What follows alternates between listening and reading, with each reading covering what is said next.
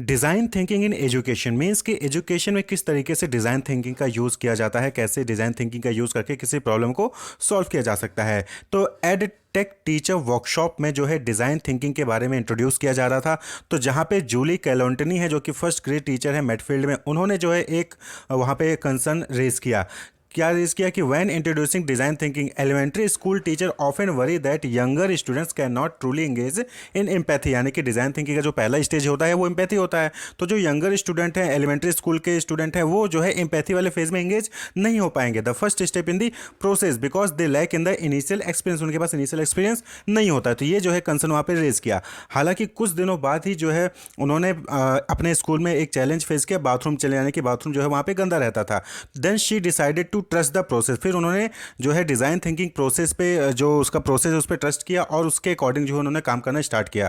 तो first Julie present to her student that a problem existed in the school's bathroom. तो Julie ma'am ने क्या किया कि उन्होंने जो है बच्चों के ये चीज़ कंसर्न कराई, ये चीज़ उन्होंने बताया बच्चों को कि ये प्रॉब्लम एग्जिस्ट कर रही है कि स्कूल का बाथरूम जो है वो गंदा रहता है। तो though guided the student begin to engage in empathy. अब जो है जूली मैम की गाइडेंस के अंदर जो है बच्चे इंगेज हो गए एम्पैथी में, यानी कि उन्होंने सोचना स्टार्ट किया कि ये प्रॉब्लम आई कैसे, क्यों आ रही है, हु डज, इस प्रॉब्लम से किसको इम्पैक्ट पड़ेगा, what could be as first grader do to fix this problem, हम फर्स्ट ग्रेड के स्टूडेंट होकर इस प्रॉब्लम को कैसे सॉल्व कर सकते हैं। ये सारी चीज़ें जो है वो बच्चे जो है स्टार्ट कर लिए, सोचना शुरू कर दी थी, यानी कि वो किस में बिजी हो गए, डिज़ाइन थिंकिंग प्रोसेस में बिजी हो गए। With this prompt her student Dove into the design thinking process, यानी कि जब आपके माइंड में इस टाइप के क्वेश्चन अराइज होने लगे तब आप समझ जाइए कि आप जो है डिज़ाइन थिंकिंग प्रोसेस में एंटर कर चुके हैं। They came to their own realization that their action impacted others and that this issue cause extra work for the school custodian, यानी कि बच्चों ने इस चीज़ को रियलाइज़ किया कि इस एक्शन से जो है अदर दो बाकी लोगों को भी जो इम्पैक्ट पड़ रहा है और स्कूल कस्टोडियन पे भी जो है एक्स्ट्रा एफर्ट पड़ता है, एक्स्ट्रा वर्क, एक्स्ट्रा काम पड़ता है। तो in essence they define the problem for themself, यानी कि अब क्या क्या इन्होंने प्रॉब्लम को डिफाइन कर लिया। प्रॉब्लम क्या है कि बाथरूम गंदा है, बाथरूम गंदा होने से जो है दूसरों पर भी इम्पैक्ट पड़ता है और स्कूल पर भी जो है एक्स्ट्रा वर्क पड़ता है। Then Julie student recognize that they needed to do something about it, यानी उन बच्चों ने फिर रिकॉग्नाइज किया कि उनको कुछ ना कुछ इसके लिए करना चाहिए।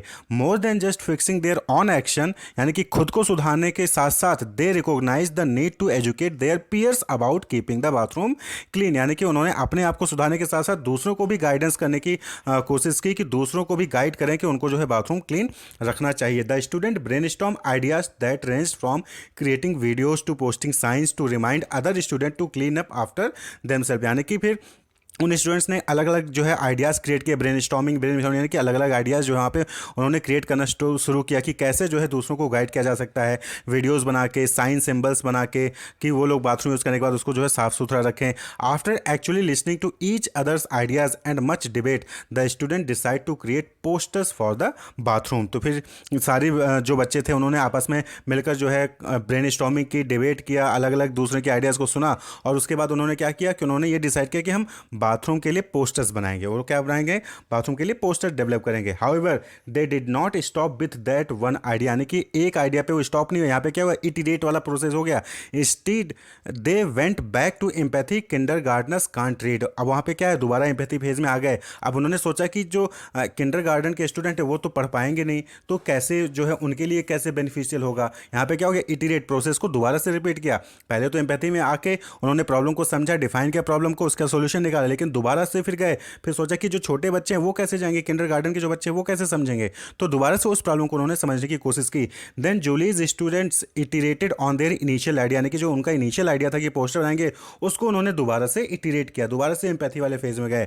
Learn about the power of imaginary and created new prototype to ensure that all student could understand the message on the poster. फिर उन्होंने क्या सोचा कि कुछ इस तरीके का प्रोटोटाइप डेवलप किया जाए कि सभी स्टूडेंट को समझ में आ जाए कि वो पोस्टर में क्या कहना है, क्या कहा जा रहा है पोस्टर में। तो after helping the students laminate and hang the poster, Julie initially thought the process complete, यानी कि फिर क्या हुआ कि वो पोस्टर बना, पोस्टर को लेमिनेट किया गया, उसके बाद जो है अलग अलग बाथरूम में उसको जो है हैंग कर दिया गया बाथरूम के सामने। तो जूली मैम को लगा कि अब जो है डिज़ाइन थिंकिंग प्रोसेस कंप्लीट हो चुका है, लेकिन नहीं हुआ। हर स्टूडेंट फेल्ट अदरवाइज, उनके स्टूडेंट ने दूसरे तरीके से सोचा कि how will people know to look for our the poster, यानी कि वो जो पोस्टर बनाया गया है उस पोस्टर को स्टूडेंट्स देखेंगे कैसे, कैसे उनको पता चलेगा कि पोस्टर रखे गए हैं और देखेंगे कैसे। Then students went back to brain storming, दोबारा से वो ब्रेन स्टॉर्मिंग करने गए and eventually decided to make morning announcement, यानी कि जो मॉर्निंग में प्रेयर होता है वहाँ पे अनाउंसमेंट किया जाएगा। ये चीज़ जो है वो डिसाइड की गई कि पोस्टर के बारे में और इन सारी चीज़ों के बारे में बताया जाएगा और वो मॉर्निंग अनाउंसमेंट में बताया जाएगा, जिससे कि सभी बच्चों को ये चीज़ पता चल जाए।